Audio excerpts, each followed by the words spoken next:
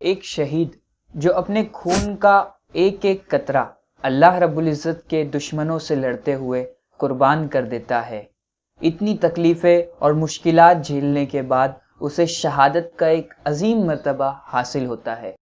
آج کے اس دور میں ہم شہیدوں جتنا ثواب کیسے حاصل کریں؟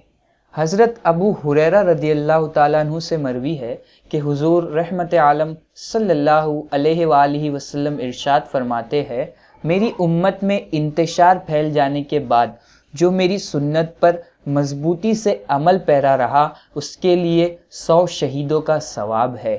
آج وہ زمانہ آ گیا ہے کہ امت میں انتشار پھیل گیا ہے۔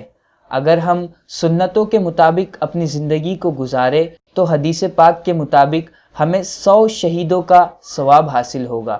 جب کریم کا اتنا کرم ہے تو کیوں نہ ہم تھوڑی سی محنت کر کے اتنا عظیم ثواب اور اتنا عظیم مرتبہ حاصل کرے، سنتوں پر عمل کرے اور لوگوں میں عام کرے۔